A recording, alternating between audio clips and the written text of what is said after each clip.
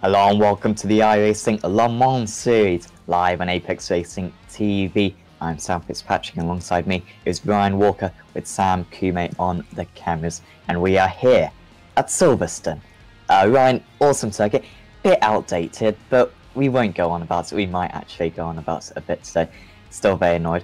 But yeah, it's an awesome circuit this, and it's not going to be easy. It's another one of those circuits where it's not easy for the LMP1s to clear the GTEs, but whatever way you look at it, it's an awesome circuit. Yeah, Silverstone, it doesn't matter if it's up to date or if it's still the old version. For me, it's one of my favourite tracks for multi-class racing, and it just provides great racing. And I think this evening will be no exception. Yeah, I think so. It's going to be absolutely terrific once again. Going into this round of the championship in the HBDs, it's the Johan Haaf leading the championship, only just ahead of Neil Andrews, who's had a good run of form recently to close that gap. Carlo Labate still within a chance, and Carl Janssen has also been strong throughout the season. In the LMP1 class, it's Patrick Wolff leading the way, and quite comfortably over his teammate Fabrice Cornelis, about 250 points clear, with Marcus Hamilton in third position in there. Doing well there is Marcus, but unfortunately doesn't do too many of these Wednesday strength of field races. And then in the GTE class, got Shaylee Ritchie leading the way by quite a big margin, surprising because the GTEs have been so well fought, and I don't think Michele has actually won a round of this strength of field, at least this season, but Gianni Becchier is in second, with Bruno Fontalba in third position. Got about 2 more minutes of qualifying for the drivers to complete, and yeah, just watching Carl Janssen cross the line, could see him back out there. And yeah, Ryan, we've already talked about how this circuit could be a little bit difficult for the drivers to deal with the multi-class effects, but we've also seen overtaking within classes quite difficult around here, particularly in single-seaters. It can be very difficult to force the overtaking. I think it might be similar in these cars. The overtaking within classes isn't going to be too easy out there. Yeah, but with each class being as close as it is, I think overtaking might be a little bit difficult.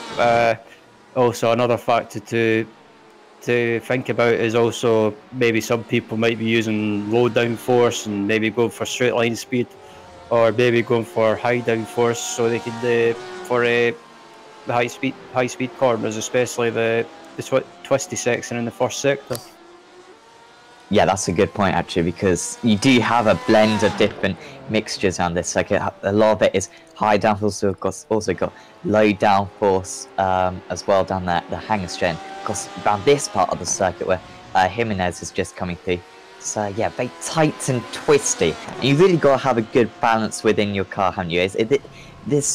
Maybe that combination of factors is a bit like a tilt control almost, but this is anything but.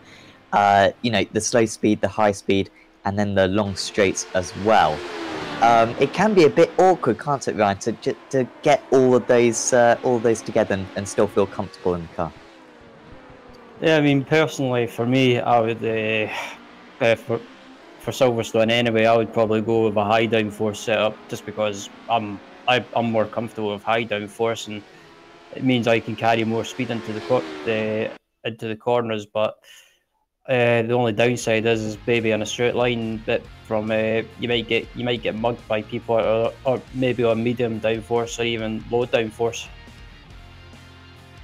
Yeah, definitely. And now it's time for me to mess up as many names as possible whilst going through the grid. So it's Patrick Wolff on pole position in the LMP1s, with Dominic Farber in second. Mike Nuremberg starts in third, with Florian Kruger in fourth. And it's Julian Riblo fifth, with Joseph Burton Harris, followed by Pascal Claudeline, Thierry Vincent, David Sorrento, Arcas Diaz Newman in 10th place. Good to see a slightly larger LMP1 field than we saw at Road America a couple of weeks ago. And then on pole position for the LMP2 is Carl Janssen, and it's good to see Neil Andrews as well around.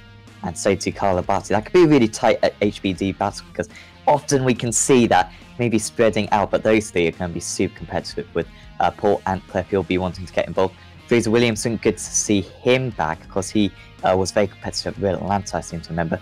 Tom Valentini in 16th, Patrick Ritka in 17th, and Marley Francis in 18th overall, that is. And then behind that it's Leonard Freak, Moritz Freak, and Sanjay Bikari, and also Johan Hart. He's going to be silent back. That's difficult for him, with Patrick Netashid as well near the back. And then the GTEs, it's Giannis Shordakis on pole position, sorry, with Lawrence De Rijk joining him on the front row. Then it's Nestoras Kiasoglu, Marco Gabrieli Nessi, Andres Lanza, Cedric Nebelsek, David Barclow, then it's Domin Gantar, David Pino Jimenez, David Branch, Curtis Hardy, Barry Morrison, Diogo Melvo, UC Ninvara, Jars Moldener, Nick Kordarakis, and Linus Tuckno. I don't know about you, Ryan. That was one of my better attempts at announcing the grid. So many complicated names in this race, as we are just going away. It's a long pace lap round here. Got to do the entire lap, which gives us a little bit more time to discuss this race. But in LMP1s, so far this season, we've seen Patrick Wolf absolutely dominant, haven't we, Ryan? He's been absolutely superb. And we've got to give a lot of respect to the other LMP1 drivers, because they fight so hard amongst each other, and they are super competitive drivers. But Patrick always has so much more race pace, and I think that's just due to the complexities of these LMP1s, and clearly he's got it figured out. Yeah, Patrick just seems to be dominating this season. Yeah, he seems to have the LMP1 car hooked up, and yeah, it just proves that by how dominant he's been this season so far. And yeah, I wouldn't count him out of winning this race at Silverstone this evening. Yeah, to me, he's going to be so strong out there. And then, yeah, we've already talked a little bit about the LMP2s. In the GTEs, Gianni Shordakis, I think that's the first pole position that we've seen him claim. And if you just look at the time sign, it's absolutely insane. So Shordakis on pole position, he's got a 40.0. And then I think in 11th, 12th position, 13th position, we've actually got a 40.8. It just shows how competitive this GT field is, just to get into, let alone get a high up result once you're in. Yeah, absolutely. The GTE class has always been the class I like watching, just because it's just so close, and there's always great racing. And also, as you mentioned, looking at the lap times from qualifying, it's just so close, and it's just, I think this evening it'll be hard to predict a winner. Yeah, hopefully we'll see some good racing amongst those drivers. And then, yeah, back to the LMP2s. I've already talked a little bit about it, but hopefully we do get a good battle amongst the LMP2s. Like, it's a great series. It's a great car, of course. But I would say, Ryan, so far this season, we haven't always seen great lead battles. I think at Spa we did, to be fair, but other races haven't been so close. But looking at qualifying, the top three separated by just over 0.2 of a second, it's going to be super competitive, I think. Yeah, absolutely. The iRacing Le Mans series always provides great racing, and yeah, I think around Silverstone it's going to be absolutely close, and yeah, it'll be difficult to predict a winner, but yeah, it'll be interesting to see who comes out on top in all the classes. Just rounding around this final few corners of this circuit, Patrick Wolf on the lead of the LMP1s. We'll soon get them underway. Question is, when will he go? The pace car, I guess, will come in quite late. Of course, we do have a pit stop in this series, and they will line up going into Woodcock. Pace car is in. Patrick Wolf on the pole position, and away we go. Dominic Farber in second position still. He's got a decent start, really reacted well with, yeah, Mike Nuremberg in third position.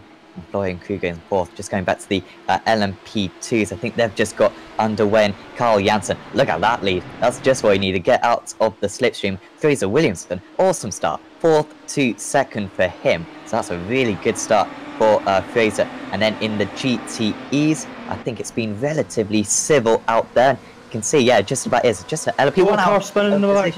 And there is a car around, that's Nessie, I think. Gabriele Nessie, I think. Oh dear, the throw round. But apart from that, pretty clean there, Ryan, and that can be problems through that Copse corner often. Yeah, I think I'm just looking at the replay now, and it looks like he just maybe just caught the concrete on the exit and just put his left rear wheel on the concrete and just spun it round. Yeah, such a threat that is through that turn one. It's so difficult to judge it just right. You can't afford to, of course, waste a couple of meters on the outside on that first lap, often maybe getting a little bit pushed out as well. Tom Valentini quite close to Fraser Williamson. What a start that was from Williamson to gain 3 positions, and so too Valentini. So I don't know if there's something wrong for those drivers near the front of the LMP2 field, but yeah, awesome start for them. There's a bit of movement in the LMP1s between Pascal Claudeline and Archidis Newman. I think they're all relatively close, and we often see this, Ryan, on the first couple of laps. It's how much battery do these drivers deploy. They can, deploy all of it, gain a load of positions, and just be a sitting duck in a couple of laps' time. Yeah, this is the thing with Silverstone as well, with the hybrid, is it's deciding when to use it or trying to use it strategically. Try and use it on the straight, but not use it all up, and also use it on maybe the home straight as well to try to keep ahead or try and make a move. So yeah, it's all about just how about you use that, or how you use that hybrid, and make sure you use it sensibly. Yeah, definitely. It is so difficult to get the measure of. And these drivers, after a while in these cars, and now Sorrento, is he going to the inside here, into the Abbey chicane? And David Sorrento, very good move there. And that's just what you're talking about, Ryan. It's when you deploy it, and here we go, perfect demonstration. And Newman comes back with ease, going down under the bridge and a little bit wide in the end for Sorrento. Those two in 8th and 9th in the LMP1s. Not too many battles going on at there. Johan Hart is looking close on Patrick Richter. They've been very close on this lap so far. And, yeah, I think they're pretty much nose to tail currently. And Hart, after a pretty good start, actually starting right from the back, and he's already overtaken 5 LMP2s. If he can get this one done, Ryan, I think Hart might be able to fight for the race lead soon. Yeah, I was going to say Johan Hart is one of those people that you can never rule out, even if he started at the back of the P2 grid. He's just one of those people that you can never rule out of winning a race. I mean, he's made a good start in the early stages, and he's gained several positions. And yeah, if he keeps this up, he could be oh gee, I thought there was going to be a bit of contact there. Yeah, but he could be on for a podium or even a win. Yeah, he's so quick. He's second in the championship as well. He just needs to try to get these points. I don't know what happened to him in qualifying, but I think it may have happened to him before in Spa. Down that hanger straight, I talked about it before the race. It's kind of difficult to get the moves round here. It can be difficult to force the overtake. And yeah, going into club as well, not close enough, and he needs to get on with this one, does Johan Hart, because the top 3 kind of pulling away, particularly Carl Janssen out in there. He's 2.5 seconds ahead, and actually Johan Hart go for a move into the Abbey chicane. Down the inside goes Johan Hart. Oh, he ran wide. The move, but he's got the circuit, and he could lose a position here. He's got a slowdown, surely, and is that going to cost him a lot of time? Yeah, he's still going slowly. Is he going to lose a position maybe to Freak just behind? I think he's okay. But yeah, that's he tried to go for the move, Ryan, but just couldn't pull it off.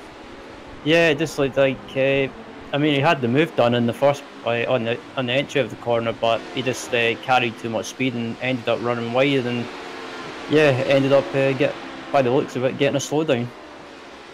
Yeah, and Uvik and Kiosoglu going very close. Just looking at my timing screen, it's very difficult to keep tabs with everything that's going on around the field. And you just occasionally see a red on the timing screen and kind of go towards that. And as we expected, a snake of GTEs has formed around the Silverstone circuit. Yes, probably a little bit vulnerable here from David Barclout. And they're all super close. 2.3 seconds though is the lead for Shirodakis, followed by Nebel Siek and De Rijk as well. Has it been an issue for Nuremberg and Newman? So I thought they might just be dropping down the field. I'm not quite sure about that. I think they are okay, but yeah, these GTs, it's just super competitive.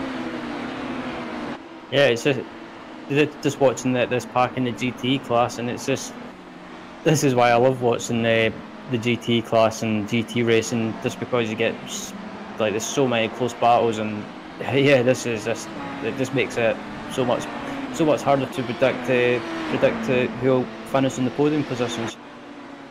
Did just see the replay of Mike Nuremberg having a bit of an off. He is still in 7th position actually, ahead of Newman and Sorrento. So I think Newman and Sorrento may have had issues as well. They're just quite just struggling a little bit for pace. I think Newman on that lap was a couple of seconds slower than the rest of the drivers up there. So these two may be struggling a little bit, maybe with the energy deployment and just their setups and whatnot. But still running around relatively cleanly.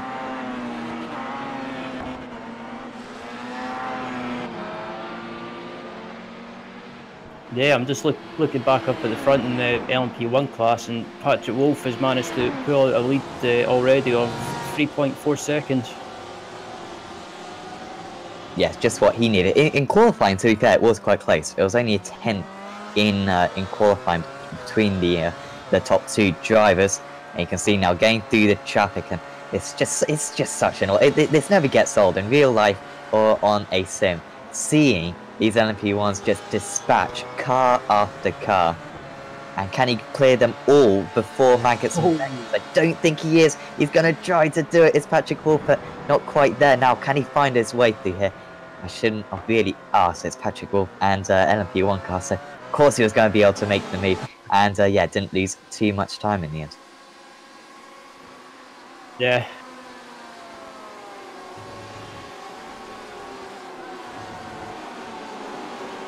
.3 seconds the lead now, and yeah, Wolf just needs to make sure that he doesn't get involved in any collisions here.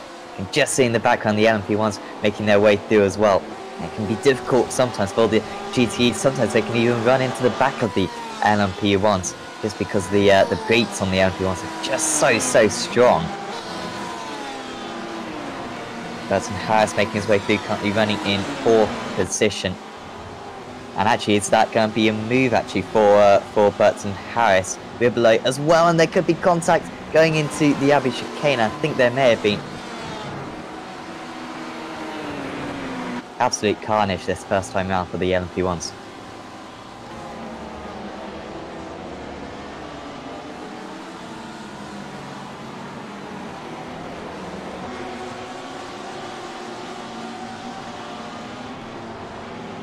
So Claude Line also going through. So actually the HPDs, I wonder how long it'll take them to catch up to the rest of this field. And yeah, there's still got a little bit of a while to go. They've still got a couple more laps, probably 2 or 3 more laps until Janssen will catch them. But we're hoping for a tight battle in the LMP2s. Unfortunately, it hasn't quite turned out that way. I think yeah, a couple of drivers a little bit out of position. That yeah, Fraser Williamson, really strong in 2nd place, just doesn't have the pace of Carl Janssen. They out in the lead. I'm back. Sorry about that. My mother unexpectedly came to visit me. Oh dear, real life issues. Yeah. Always get like a barking dog in the background or something. I think, yeah, one of our commentators got a airport next door. So that's a bit of an issue. But yeah, anyway, back to the race. And just looking out for... has Joseph Burton Harris got a bit of an issue up there? Just see him dropping down the field, I think. I think he's... yeah, he's at the back of the LMP1 field, so I think Joseph Burton Harris may well have an issue out there in the LMP1s. I'm just looking at live timing, and all it says is that he went off track, but I don't know if he went off or if he got punted off or. Oh no, he's okay now. Yep. So he dropped to the bottom of our live timing screens, and we thought that there might be an issue for him, but no, he's fine. He's in 4th position still. Back to the GTEs, I guess. We haven't really talked about them for too long. And yeah, it is still Giannis Shokadaris in 1st position. He's now 3 seconds ahead of Cedric Nebelsiek, lapping on that last lap 4/10 faster than those two, apart from Melvo down the field, the only drivers in the 41, so really are dominating those two drivers. But yeah, behind that we've got quite some scrap between pretty much the rest of the GTEs, all in a great line. And yeah, it's just what I was talking about earlier on, Ryan. Once again, overtaking not too plentiful normally in these GT cars, but you can see some of them even getting close to an overtake this time. Yeah, is this? Oh, these cars are so close. I'm guessing that most of these cars are maybe using the same downforce configuration. I don't know what sort of downforce, but judging by some of the top speeds that I've seen from the onboards, it looks like they're all using the same downforce configuration, and then yeah, it's just so it looks like it's difficult to make a pass.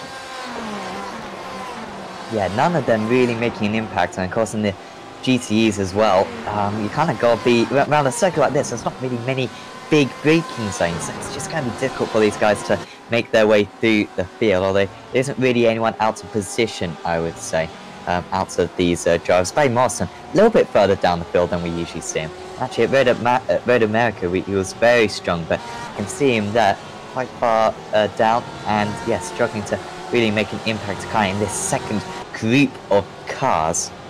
Actually, just ahead, Dennis Branch and Diego Melvo. Melvo has been really quick so far today. I wonder if he's got the pace, and I think he is going to go for the inside through Wicker, going into Cop's corner, but not quite close enough. Yeah, it looked like Diego was about to make a move, and then decided had second thoughts and decided against it. So yeah, maybe if he gets a run on the exit of a good run on the exit of this twisty section on the straight, he might be able to get a run and make a move. Yeah, here we go, Diego Melvo. Now we can kind of see the slipstream effect in these GTEs. It's pretty realistic, I think, and he is dragging closer. And he looks in the inside, going into Stoke corner, and he does, but it wasn't a proper move. It was a bit of a half move, I think, and he's just had to get out of the dot, so that's compromised his run down the hill into this next chicane. And just behind, of course, there is Lanza as well.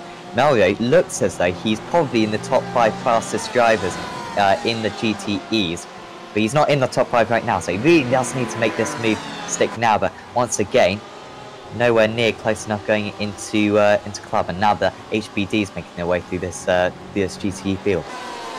Yeah, if Diego, as you mentioned, if Diego wants to get up close to the top 5, top 6 positions, he needs to really get a move on and try and get by this Ferrari. But at the moment, again, it seems like both cars are evenly matched in a straight line, so it's making it difficult. Good to see the Ford represented as well. So I'm still a Ford fan in these GTEs, even though I haven't raced it for a while. But yeah, it's good to see at least represented and at the front of the field. So what was that, Ryan? I was just saying boo. I'm an Aston Martin fan, so yeah, I've got to get a boo in there somewhere. But I mean on iRacing. Oh, Diego's going for a move. Oh, here we go. No, he can't. Come on, Diego. You gotta make this. Hasn't got an awesome run either down the Hangar Straight. That was a bit of a surprise, Ryan. I didn't think he was going to make a move into Magus and Beckett. Yeah, I was a bit surprised by that. I was just looking at the live time, and then I looked at my main monitor and seen Diego trying to make a move. So yeah, I was a bit surprised by that. And yeah, he needs to be careful because he's got a HBD lapping him on the outside. Trying to anyway. Yes, Diego's not making too easy for him, is he? And I'm not sure who that is. Is that like half behind? I'm not sure. But past they go, and actually that was Williamson, I think. I saw a Bush thing on there. Frick, sorry, and yeah, I should just give up on trying to name jokes. And round goes Frick, and unfortunately Melro hasn't been able to use that HBD just to his advantage. Unless he can maybe go for the inside. He's going to go for it, Melro. Here we go, inside. He's going to have the inside for the next one. And he's on the inside. Involved as well. Come on, Diogo. He's just pushing his rival out a little bit. It's 3 wide here. You don't usually see this. The HBD is going to go all the way round, although hasn't made it easy. And now the he's been spun. Now he's going to have contact, and this is going to be a big crash for the GTEs. There's cars in the air. Oh dear. Well, I was glad that we kind of watched that for a couple of laps beforehand, because that was some crescendo. Yeah, I had a feeling something like that was going to happen, and yeah, unfortunately, something was going to give, and yeah, something has given. Get your words out right, mate.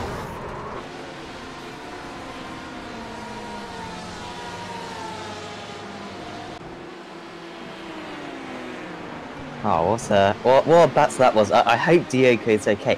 I was kind of cheering on Diogo there, because we haven't seen too many overtakes so far. So it would have been great to actually see a successful one. It wasn't really successful in the end. And actually Frick just making his way past Diogo for the second time now. So who really benefited from that? Yeah, just seeing, and yeah, a couple of drivers benefited from that in the GT class. I think one of them was Kia Soglo, but David Barraclough and also Domain Ganta, I think. I think that battle though was behind those drivers. I think it may have been Ganta and Jimenez, I think, were the first couple to really profit from that. And of course, a challenger, Melro, he could have really got a podium in this one. He was showing great pace, but yeah, unfortunately, has not turned out that way. We've been watching the GTEs for a while. Let's just go back to the LMP2s, shall we, for a quick check. And unfortunately, there's not really that many battles going on in the LMP2. We've got this one, Frick versus Ancliffe.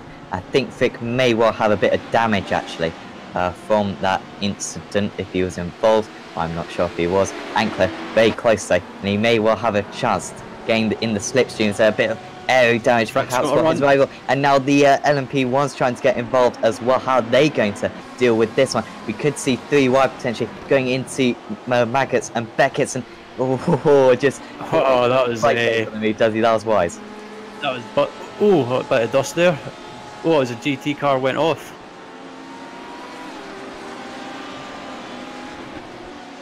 I wonder who was that went off. Was that the GT lead? Yeah, it was the GT leader. Or yeah, I don't know. My head just hard to keep up. Oh, it really is. And also, even more confusion. I've just realised, of course, we've got 2 Fricks in this series, which is really annoying, because now one, I've got to pronounce their first names, Leenart and Moritz, which isn't too difficult. But I get angry when we get more than like 3 Michaels in a session or whatever. But yeah, just more confusion for us in the commentary box. Yeah, Moritz actually having to make his way through the GTE field. He must have had an issue earlier on, and yeah, quite far down the field, and hasn't cleared all the GTEs yet. Very much out of position. LMP1s now, shall we? Just pull ourselves away from this battle. Patrick Wolf is still in the lead, but not by a long way. 4 seconds. Dominic Farber doing an awesome job at keeping close, and so too Florian Kruger as well. Top 3 separated by about 6 seconds, and that's an awesome effort from Farber and Kruger. I don't know if it's maybe they just like this circuit, Ryan, but we have not seen this competitiveness towards Patrick Wolf that we've seen today. Yeah, that's the thing. Sometimes like certain drivers will do well at certain tracks. For example, a driver that prefers high downforce tracks, such as Silverstones, where it's got a mixture of high speed corners and low speed corners. Some drivers might do well at there, and it might just be a thing. Like certain drivers do well at certain tracks, and other drivers do well at other certain tracks. Well, yeah, they're certainly liking this circuit then, Farber and Kruger. And of course, we did see Wolf lose the race win at Road America a couple of weeks ago. and that was due to an incident, I believe, or he underfueled, I can't quite remember. I don't think we quite saw it in the end, but he is 5 seconds in the lead, but gotta make sure that he doesn't get involved in a collision today.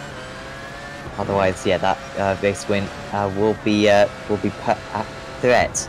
Jason Burton Harris and Mike Nürnberg are very close. We've also got this battle, of course, but yeah, only about a second between those. But let's stick with this one, Claudeline and Sorrento, because they are now making their way through the GTEs. This is a real opportunity now for Sorrento and Newman, isn't it? Just to use the traffic, and I think really that just comes with experience, using the traffic to your advantage when fighting another driver.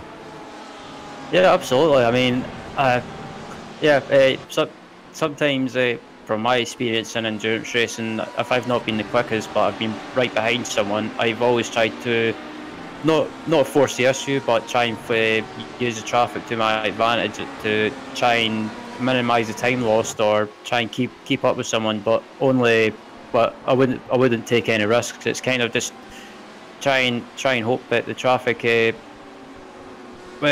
try and helps you in a way, just to try and help you keep up with someone in front of you. Yeah, we have got a battle in the LMP2s I'm just looking at. Valentini versus Hart, and Hart has got really close, and maybe Johan Hart, it didn't work too well for him the last time he tried to move down into Abbey, and I think he's wisened up to that. But Johan Hart with awesome pace, you wonder if he actually, set a qualifying time, whether he would have been fighting for the win. But at least it looks as though he could well get a second, because Fraser Williamson is less than a second up the road, and you can see how close Hart is through this part of the circuit. They've gone into a bit of a void in terms of the traffic. They've only got a couple of cars to deal with, I think. Hart right on the tyres, 3/10, but just losing a little bit through Woodcote, and they even have to deal with LMP2 traffic as well.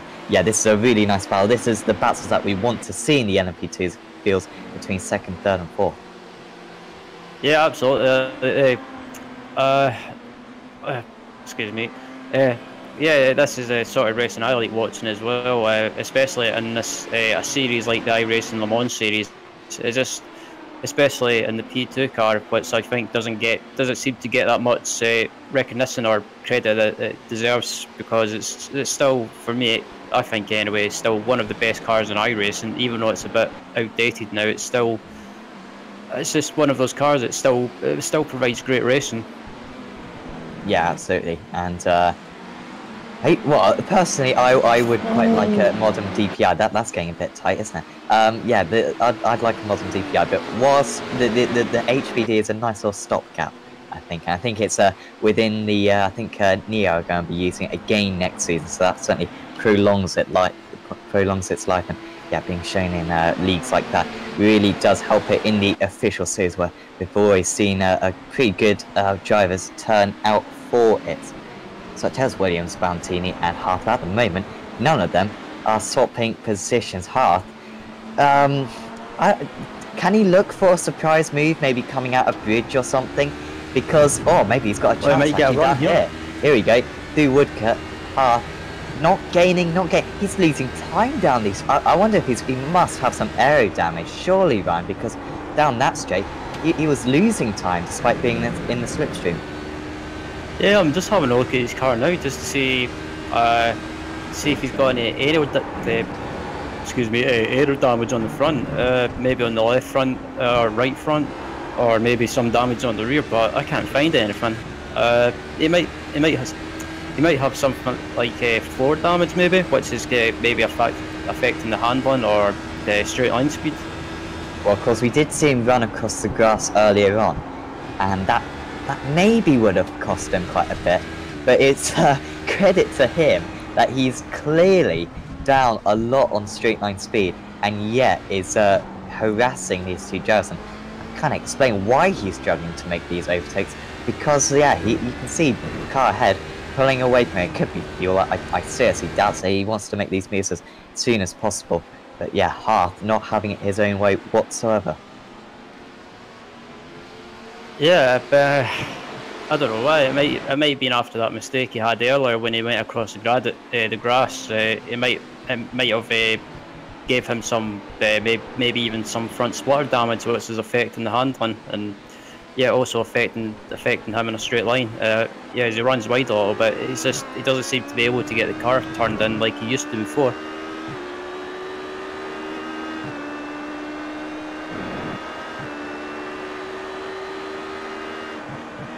Wolf is okay, isn't he? It's another thing of my timing screen, and apparently Patrick Wolf is falling down the hill. He might be fine though.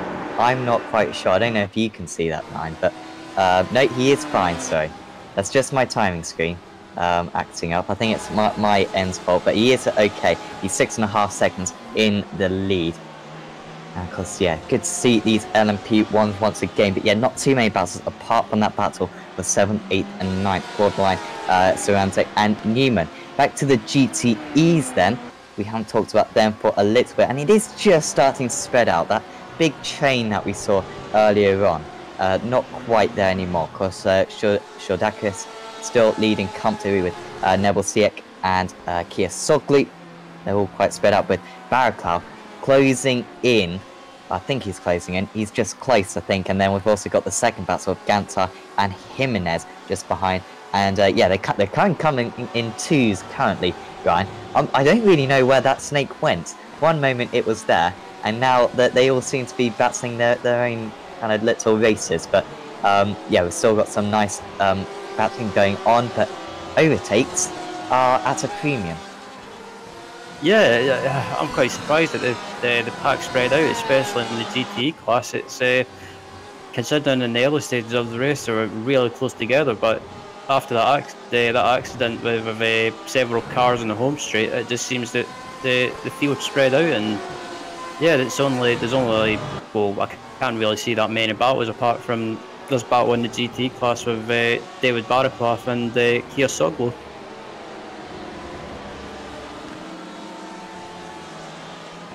Yeah, we kind of want to stay on this battle, but yeah, not to be down or anything, but you don't really sense like they're going to be a move. The problem is these drivers are so good that they're not going to make mistakes, and that just means that overtaking is even more difficult because they're hitting their spots every single time, and there's just doesn't look like there's going to be anything given between these drivers, which is yeah a little bit frustrating. You can see Jimenez trying to get close to Maggots and Beckett, and now the Chapel as well heading onto the hangar straight. But I think it's going to be the pit stops, isn't it, Ryan, where this race really livens up for the GTEs. It's when we see drivers go for the undercut, go for the overcut as well. That's going to be when positions are going to be changed, I think. Yeah, I think it'll come down to the pit stops, and also down to strategy as well. Where what sort of strategies will people do? Where will people try and maybe pit earlier and try and get an undercut, or will some people try and go as long as possible and try and take less fuel at the pit stop and not lose too much time? Yeah, and maybe these drivers just following in behind their rivals, maybe we'll be able to save a little bit of fuel and have a slightly shorter pit stop, like you said. Maybe risk it a little bit more, the LMP1 just making their way through. And actually this could well turn into a four-way battle. On that last lap, Baraclow did a 41.73, Gantar 41.59, so you know it's tiny margins, but they are edging closer. And a four-way battle between these guys would be absolutely terrific for the final spot on the podium. Just looking at other battles out there, LMP1's really spread out now. Just looking at it, there's not really two cars within a couple of seconds of each other. LMP2s is still close though. So Hearth has not made the move on Valentini seemingly. And yeah, 6/10, and actually Williamson just dragging himself away. If you were Hearth here, wouldn't you pit really early and try to get some of the damage fixed? Or would you get the damage fixed at all? Because it could potentially lose him a lot of time and potentially not give him that much more straight line speed when he comes back out. it's a tough one to think about, or a tough decision. Personally, if I was half, I would maybe maybe pit early and maybe pit early, but not fix the damage. I mean, it's a big risk, but it's kind of you've kind of got to try taking a risk and see if it pays off. I mean, if he does pit but doesn't fix the damage, then it's in the position he's in at the moment. It's a risk worth taking, and just see if it pays off or not. Yeah, I think so, because you can't see him overtaking these two drivers just ahead. If anything, he's falling off now. I think he should be able to get a little bit closer actually at the end of this lap, because he is so much faster through the corners. But yeah, you can't really see him getting any closer and making that overtake anytime soon. He's got to try to pull off some kind of pit stop strategy. We are approaching the we have gone past the halfway mark in this race. Florian Kruger into the pits. He was running in 3rd position. Joseph Burton-Harris also coming in, and Mike Nürnberg as well. And in the P2 class, Mali Francis is just pitted as well.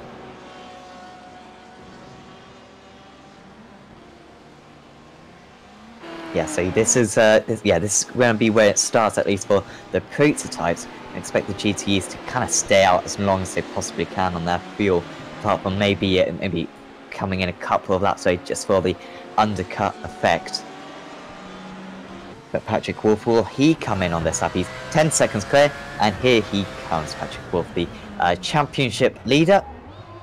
Oh, and that was a little bit late on the Prix. So we'll wait and see if he gets maybe a 15-second penalty. Not to be biased or anything, I kind of want him to, because then we'd see a nice little battle for the lead. But yeah, this should be relatively simple for Wolf. Shouldn't change tyres, and yeah, he built up that 10-second lead. So far, it's just been a very mature drive from him.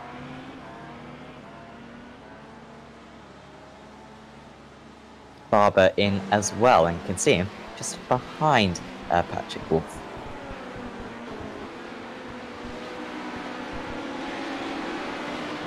Back to this battle, Johan Haaf still fighting Tom Valentini. Nothing between them. Patrick Victor, could he get involved? No, probably not, because he was 7/10 slow on that lap. But Victor did qualify well, I think, at the in qualifying. But yeah, he hasn't really got the race pace at the moment to challenge the drivers ahead. And we've got a nice little gap to Paul Antcliffe, about 11 seconds behind. Then a big old gap of about 40 seconds to Patrick Netterschied behind that. So quite spread out this LMP2 field, but that's for 2, 3, and 4 still very intense. Yeah, absolutely. I'm not sure if you see. I've just checked the live timing in Pascal Cleederland, hopefully I said that right, is in the pitch. I've never said that right. I think it's like I say it Claudeline, but that could be completely wrong. If anyone can correct me on the chat, please do, because I don't wish to offend people. I just do it a lot. Yeah, I'm not good at pronouncing names either, so join the club. If anyone wants to smack me around the head with a smart slur, then you're more than welcome.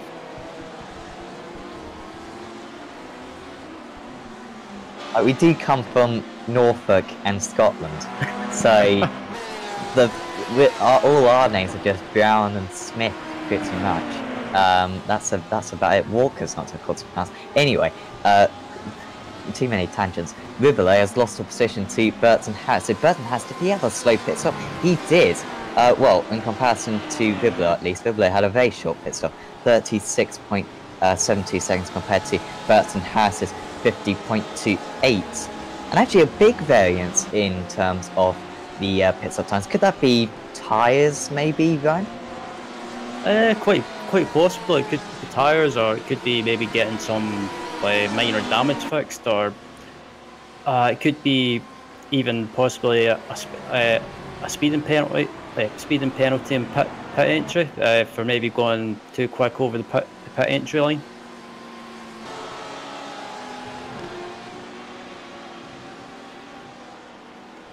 Yeah, it could be either one, but there were so many drivers. The majority 47s. You know, Wolf, Faber, Nuremberg with a 49, with Burton Harris a 50, and then just a couple, Ribolo and Kruger as well in the 33s and 36s. So yeah, it'll be interesting to see how that develops. Maybe it was the tyres, or yeah, maybe I doubt they all got penalties. But yeah, we'll have to wait and see. Burton Harris still in that 5th position. Pit stops are still not occurring for the GTEs. We expect them all in within the next 10 minutes, certainly. And yeah, Shoradakis, I think whenever we turn to Giannis, I've just said he's leading the race comfortably, and he is still leading the race comfortably. He's 5.8 seconds ahead of Cedric and Nebelsiek, who's had quite a dull race with Kiesoglu, still under pressure from Baraclough, with Gantar and Jimenez close as well. That four-way battle is not changing. You know, guys, make some overtakes. We want to see some good battling, but like I said earlier, the pit stops is going to be when this four-way battle really does ignite. Kiesoglu also has to watch though, because he's got the Torque Freak Racing Porsche of David Baraclough behind him, and yeah, we know how quick he can be in a GT car. We've been given some kind of response.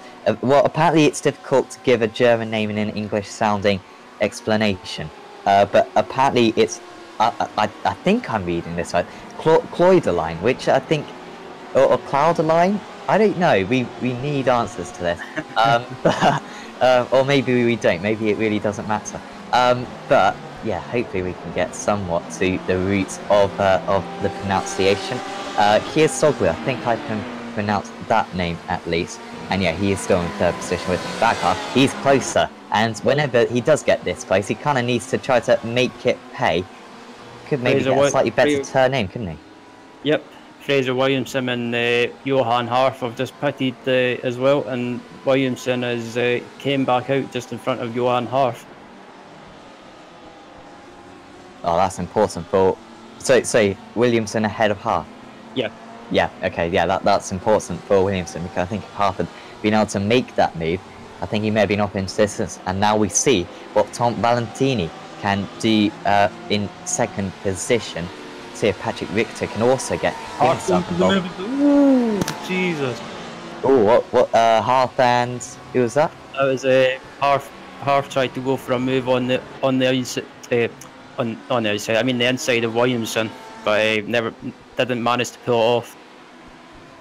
He feels as though he's got to make this move as Johan Harf, because once they get into normal racing with Harf's straight line deficiencies, he's going to struggle to overtake. But through this part of the circuit, at least he looks really strong, although actually just dropping back a little bit. So, Jansen's in the race leader, Valentini's in 2nd position, with Richter in, who was in 3rd. So, where is... Jansen's leaving the pits. So, Jansen's going to be clear, isn't he? Is where Valentini comes out. I think that's going to be the big question, because they were so close before. Here comes Williamson and Harf. It's going to be close. Williamson jumps Valentini. So Williamson was already ahead, but yeah. Oh, I feel sorry for Johan, because nothing's gone right for him today, because so close to potentially getting past the pair of them. He's got past neither of them, and instead we could just see a repetition of what we saw earlier. Valentini, though, he fancies his chances at Williamson, and actually going into Stowe corner, he's going to go to the inside as Valentini, but he's not quite there, and he's just going to lose a little bit of time through Stowe, and he's not going to be able to mount an attack into the next corner. Yeah, I think if I like Williamson and Valentini, if they can, if they get the tyres back up to temperature quickly, I think both Williamson and Valentini will be able to pull away from Harf due to Harf having some minor damage.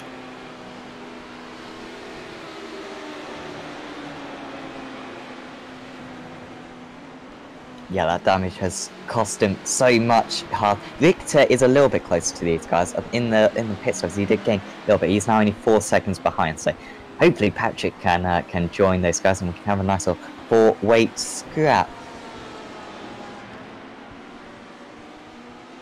first drivers in the GTEs now pitting. So Hardy pitted, Shordakis actually pitted as well, Jimenez also, and Nebelsiak as well, all into the pits. And also Curtis Hardy that we see on the screen now, also into the pits. So plenty of drivers. So Kirsoglu, Gantar and Baraclough all stayed out. Actually, did something happen to Baraclough? Because he's behind Gantar now, and I don't think it was that way round. So yeah, I don't know if Sam, if you could maybe see if there was a replay or something for Baraclough, because I think he was ahead before.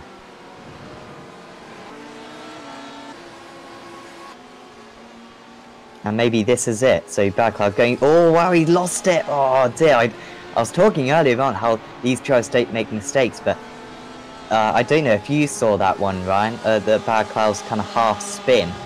But yeah, these drivers are human and they can make mistakes, and it's cost David Baraclough crucially.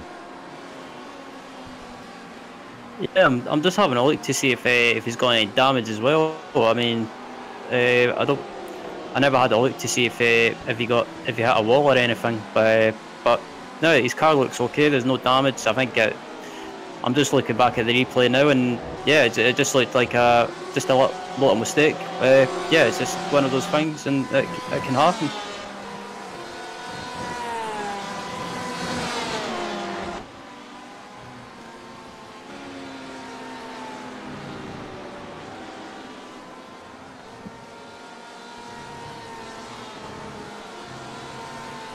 So just looking at the drivers who still need to make their pit stops then. So Gantar just ahead of Nebelsiak, and actually this is important, isn't it? So Gantar, is he on the outside there? No, sorry, yeah, on the outside through that second part. Nebelsiak ahead currently. Neither of them have made pit stops so far. Yeah, I'm just checking now. I don't think he has pitted. Gantar's not pitted. Neither has Baraclough, I think. I'm not sure about Nebelsiak. Has he pitted or not? Yes, he has. So I'm getting so confused now. So they must have all pitted then, because it's still Shordakis in the lead, or maybe none of them pitted. Honestly, I think I've messed this up. I think I've completely misled all of the audience, because now Nebelsiak is into the pit. So what I said earlier on about, you know, drivers pitting, turns out not many of them had pitted. It was Jimenez, Hardy and like Melvo and a couple of others who pitted, and not that many more than that. But now a few more are pitting into the pits. The race leaders haven't pitted yet, but they will be pitting in soon. Nebelsiak's just leaving the pits. Pit stop time for Nebelsiak was 13.28 seconds.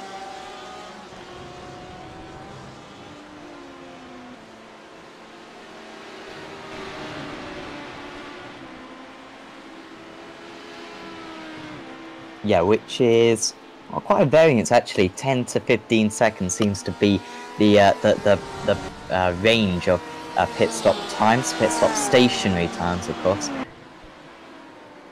But of course now these drivers will be taking tyres, I believe at least. They do take tyres simultaneously, of course, but that 10 seconds that you lose, especially around this circle, I've seen overtaking so difficult. I doubt any of the drivers will be willing to go for that one.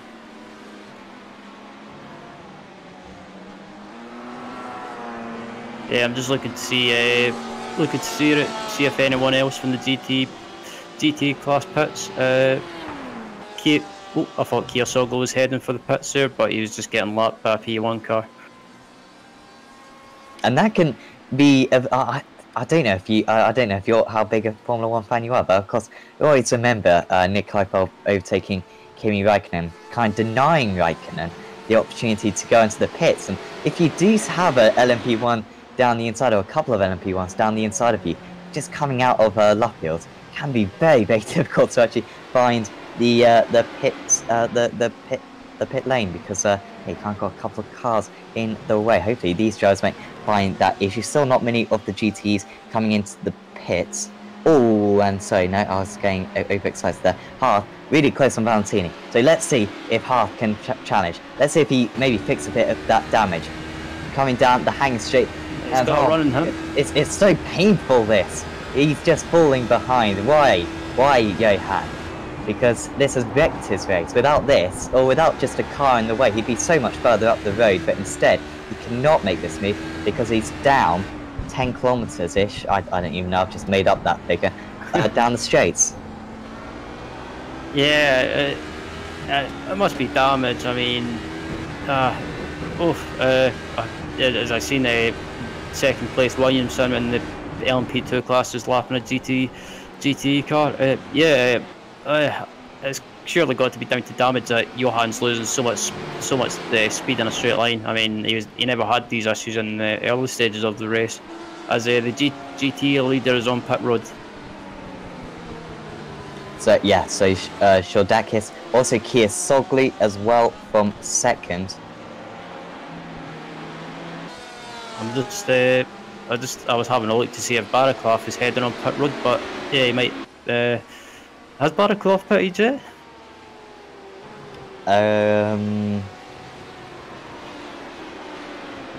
Oh dear, it's so confusing this. I don't know if I even try.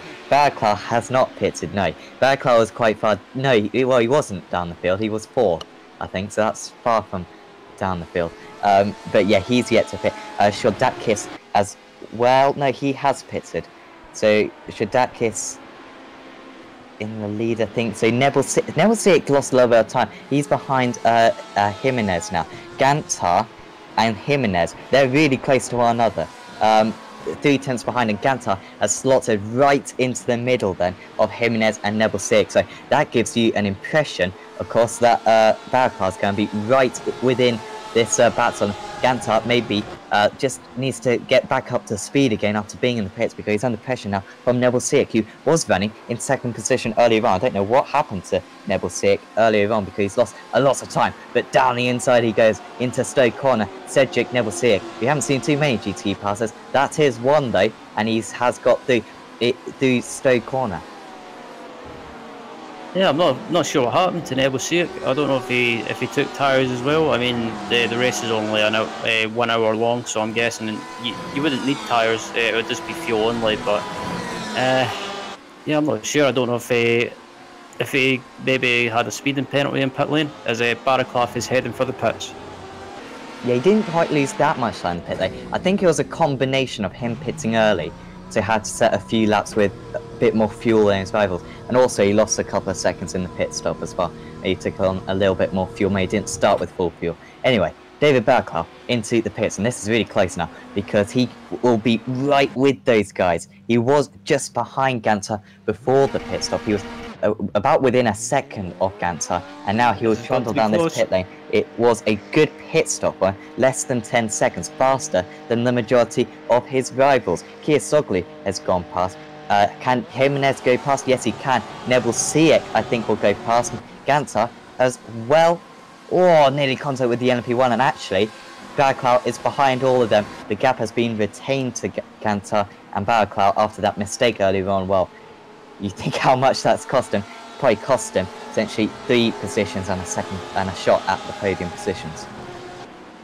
Yeah, I mean, if Baraklov can get back on the pace quickly on his outlap, he might be able to maybe pass a couple of these guys and maybe try and gain a couple of positions and try and maybe finish in maybe even try and finish in the podium.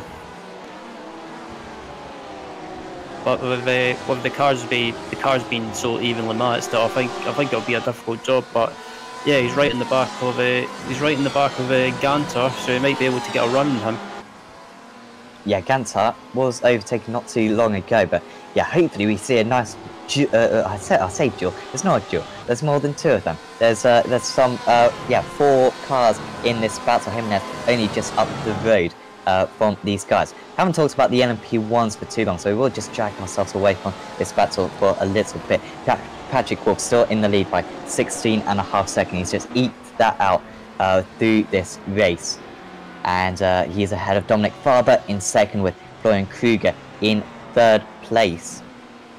And Mike Nürnberg is in fourth, and it's all quite spread out. Jason Burton Harris quite a bit behind Mike Nürnberg, which is a bit of 22 seconds behind, 50 seconds off the lead, which maybe is a little bit further back than Joe would have been hoping for.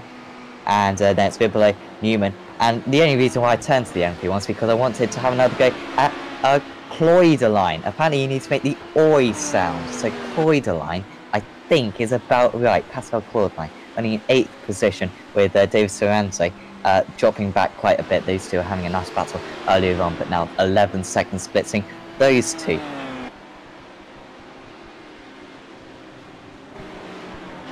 A half, and yeah, so we should just go through the LMP2s as well. Janssen is still in the lead, as you kind of expect, 12 seconds clear.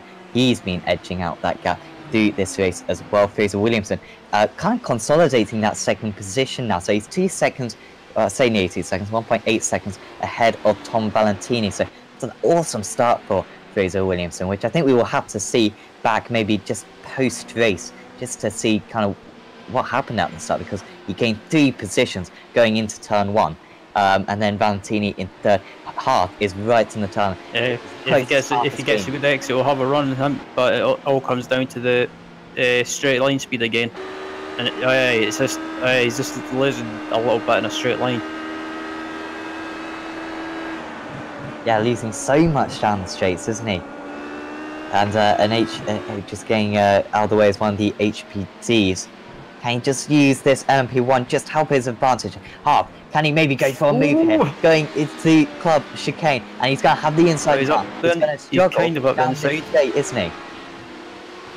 But he is alongside at least. This is as good a chance as Half has had. Now get right into the section. He's got to go to the inside as Half, but no, he can't. And maybe through this next section, he's trying to look every which way for an overtaking maneuver. Half right on the tail. Can he look to the inside through this section? He's got better speed through this one, but he's going to have to go for a dive into this one. And what a move that is potentially from Johan Half, but can he hang on to it? He's going to have the outside for Luffield now. Round he goes, and he's going to have a slightly better run coming out of this one, going into Woodker. But once again, that drag that he's got is going to cost him, and he tried to just cut off his rival there, but it has not worked. Half has got to stick to the outside here, unless he can get the cutback. Maybe is his rival going to push him off a little bit? Arthur's got the better line, and he's so wants this. As close as it's been, that's side by side going into maggots, but not quite for Johan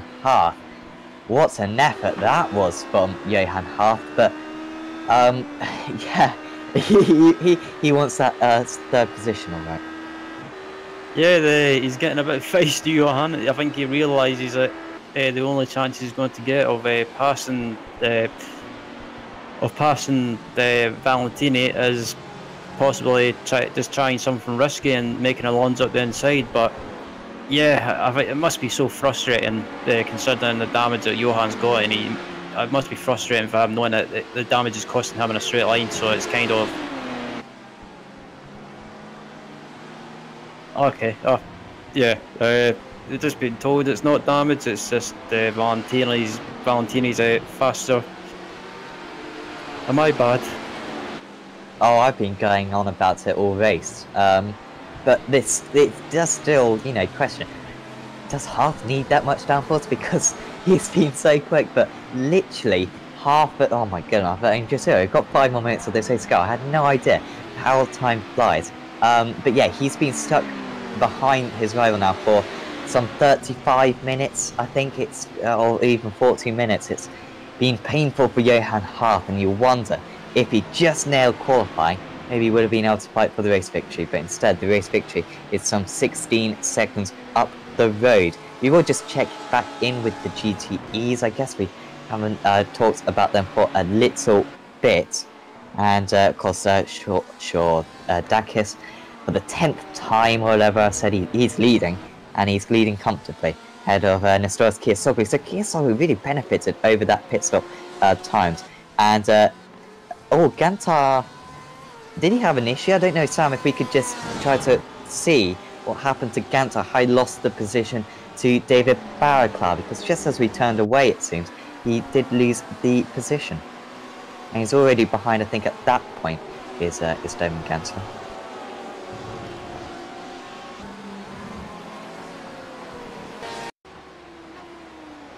Yeah, did not work out for him at all. He's fallen a few places down, 6th position now. After challenging for the podium positions earlier on.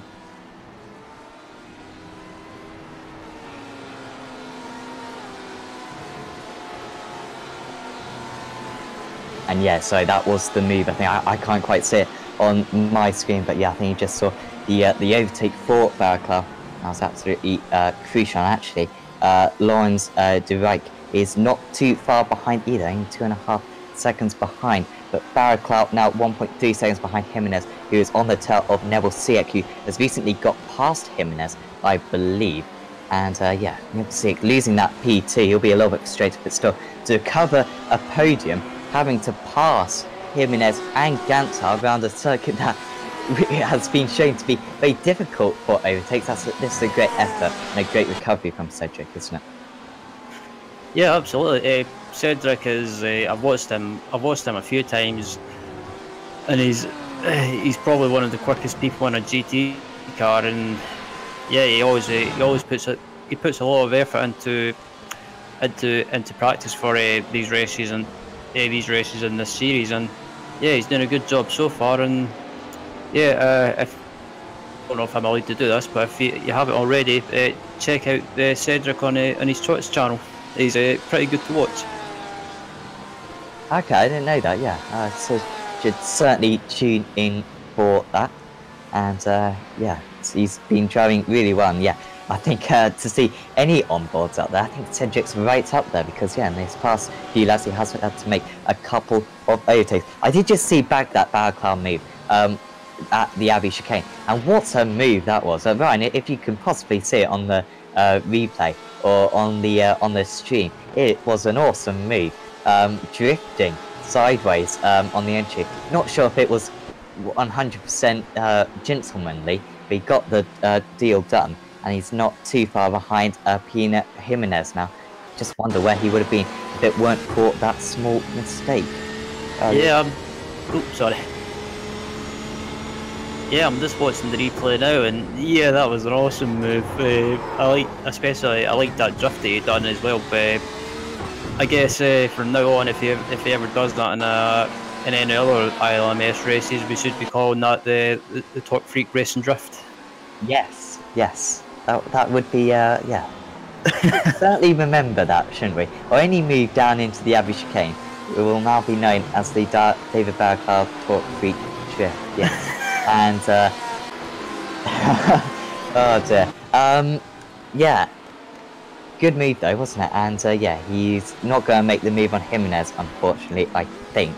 And Kruger is under pressure from Nürnberg. Kruger on that last lap lost 1.5 seconds, and going into these closing stages, Ryan, if you've got a little bit of extra energy that you've been just saving up through the race, this is the time to deploy it. Yeah, absolutely.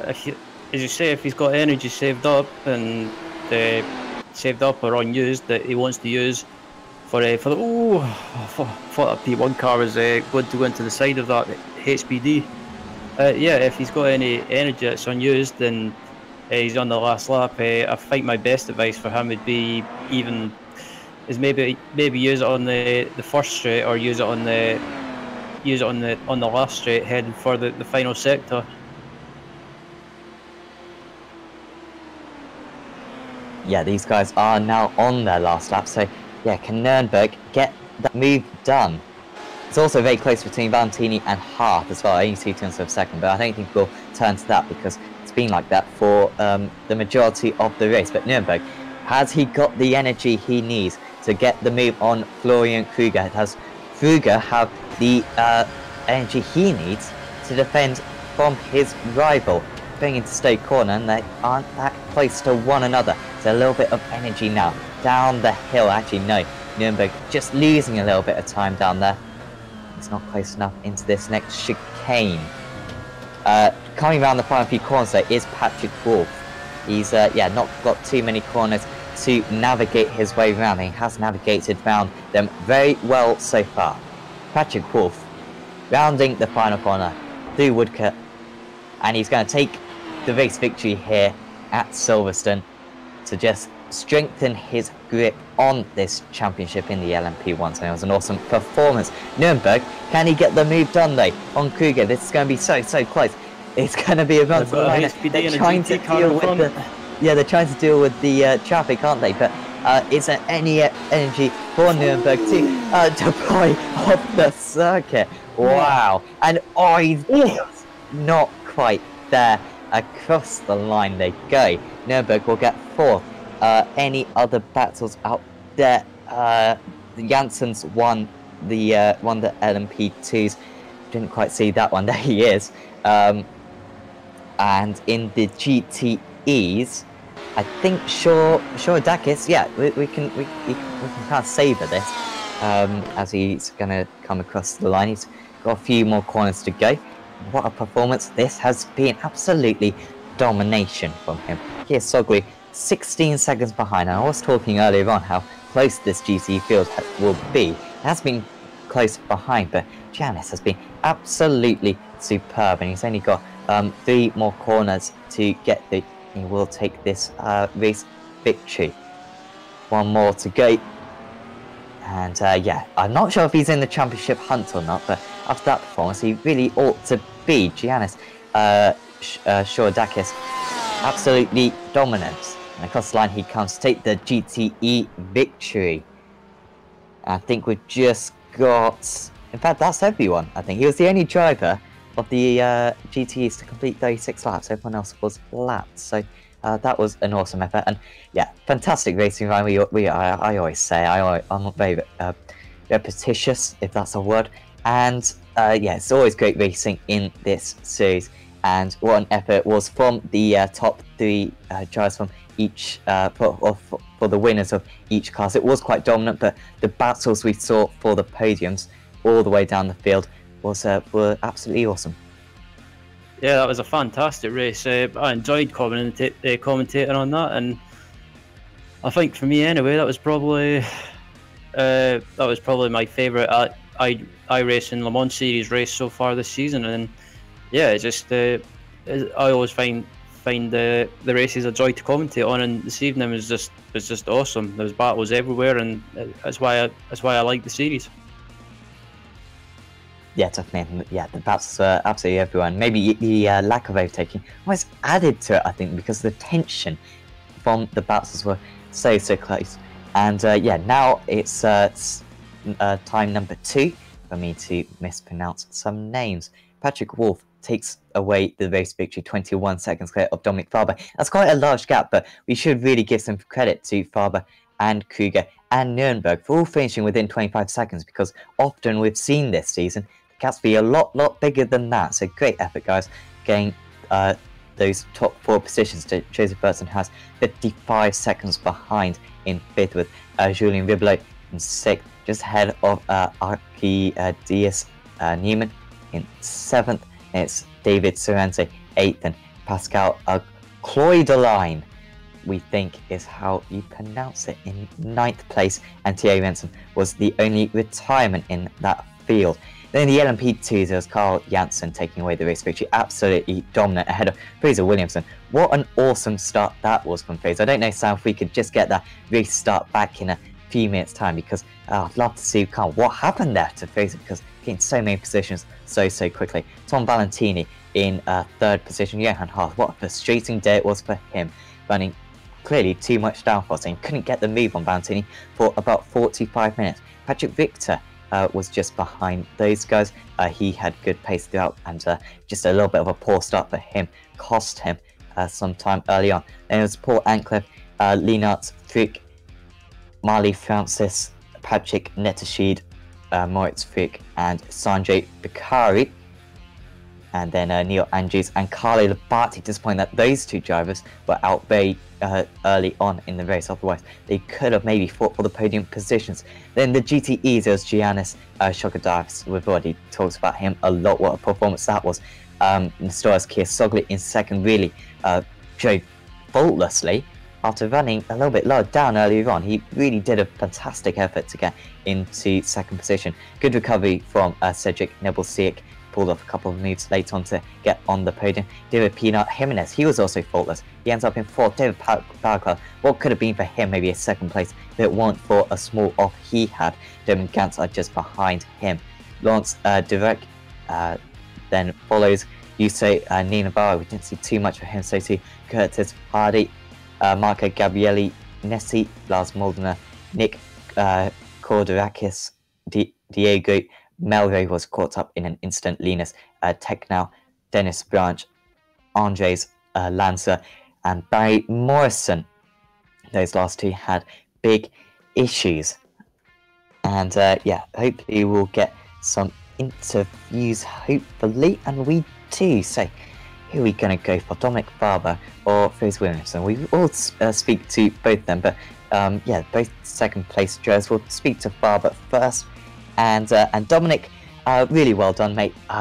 You were 21 seconds behind the race leader, and whilst in other classes maybe that would be a little bit large, but considering how dominant Patrick has been this season, you must be really, really proud of that. Yeah, definitely. Especially because until the pit stop, I thought that I would be really competitive with him. I was just, I don't know, about five seconds behind him, I think. And our lap times weren't that different, but then after the pit stop my lap times dropped off quite a bit and he just was just as fast as before, and then the gap widened up a bit, but yeah, still I can't complain about the result, definitely not. Yeah, you had a really good battle against Florian Krüger and Mike Nürnberg. You've been driving these cars for a while now. I just want to ask, with the race start, have you got like a set strategy in terms of the energy deployment? Are you 100% fixed on that? Because it must be so tempting to press that button and go overtake a couple of guys, but you managed it really well. Yeah, well, you have to be quite disciplined with the energy at the start, because if you use too much, then obviously you'll run out towards the end of the lap, and then the guys will just start passing you again. So yeah, it's a matter of practice to just figure out how much you can use. And yeah, and then I just use that much, and then it's all good, and that's the optimal speed, I think. Yeah, and you certainly managed that absolutely superbly. And the next round, I don't know where it is. Where is it? And do you like the circuit? It is Watkins Glen, I think. Oh, good. And I didn't race it yet with LMP once, but I'm looking forward to it, definitely. If it's that good as Silverstone this week, then I'm very happy. I hope for that. Yeah, definitely. And just a final word, like, what was the traffic management like? Because I think, as we've seen through this series, with the drivers getting more and more experience with these cars, we've seen the traffic management a lot better, a lot less incidents, and there were remarkably few, despite it being quite a narrow and tight, twisty circuit. Yeah, but there are still, I mean, it improved a lot since the last season, especially. There it was just chaos, pure chaos. And now it's very disciplined most of the times, but there are still some scary moments, I'd say. I had a scary moment with the HBD in the chicane, who sideswiped me there a bit because he thought we need to go too wide. Don't know if that was the smartest move. Luckily, I didn't take damage from that. So, but except from that, it was very disciplined, I have to say. Yeah. Yeah, it's really good to see. I must say, whenever we ride on board, we're just terrified. We're just screaming in the commentary box because it's so rapid, and yeah, it's really impressive for you to deal with the traffic like you do. And before we let you go, anyone you'd like to thank? Yeah, obviously, thanks to the team. Thanks to you guys for the broadcast, and I think, yeah, that's all I need to say. Yeah, thanks, Dominic, and hopefully we'll see you for the rest of the season. Of course. See you guys. So next up we've got Fraser Williamson, and Fraser, what a start that was, and it pretty much made your race. We didn't see it. Just take us through it. It's a curved start, as you all know. We were left a small gap to P1. Carl got away clean. Is it Carlo and Neil? They were side by side. It's one of those when you're on the outside, you want to cut it as much as possible. The car on the inside and go all the way to the right line, which they're entitled to do. 291 just doesn't go, and I was laughing my way through. So was that Andrews and Labartzi then who were involved in that? Yes. Yes, okay. If it weren't for that, do you think you would have been right with Labartzi and Andrews? Because I think we were denied a bit of an awesome battle, I think, between you lot. But in the end, you still had an awesome battle against Tom and Johan. Did you ever feel under big pressure from Tom being overtaken from him? Because you seem to always kind of have half a second in hand. Well, me and Johan tried to go. We noticed traffic. We were like, all right, let's just pit one lap early. We'll not lose that much time because it's a one lap undercut, and we'll miss out 2 GT cars, I think it was. So we did that, but I overfueled. So me and Johan came out side by side pretty much. So that sort of battling meant that we weren't going to jump and have the same gap to Tom that we initially had. So for the 3 or 4 laps after that, Tom was able to make the odd lunge at me, but nothing whether there was overlap or anything to majorly worry about. Yeah, and we also saw Johan in 4th position. Don't know if you saw, but he was really struggling for straight line speed, and we think that was just because his downforce package. Do you think you and Tom were running a little bit lower downforce than? No. Tom in low downforce. Me and Johan are medium. Simple as that. Oh, okay. You've only got 2 workable downforce packages in HPD apart from Lime Rock. Low, medium, or high, and Silverstone's one of the rare tracks where you've got a mix between low and medium, as you saw in the race. Right, okay, and next week we've got Watkins Glen, and I know from personal experience, DP plus Watkins Glen, you are insane at. In the HPD, I reckon you're going to be just as good. Never done it before in my life, so there's only one way to find out. This is my first time ever driving the DP this season. HPD, because I've got SEO end of the month and a bit. So I'm just trying to learn as much as I can in the short amount of time I've got. Because I'm racing people like Carl and Neil who have all driven this car for 2, 3, it's not been changed in a couple of years. They've done SEO and Neil, all the big endurance races, so I'm trying to catch back up when it comes to setup knowledge and how the car handles over a run. Yeah, that should be really good to witness that in SCA certainly. And before we let you go, anyone you'd like to thank? Just the team. Craig Setup Shop for the setup again this week. Pixel Dust for the paint. Then Jamie for keeping me entertained and focused and TeamSpeak during the race, because I can get distracted sometimes. Yes, I can imagine. Well done, Fraser, and we'll see you next time. Yep, cheers guys.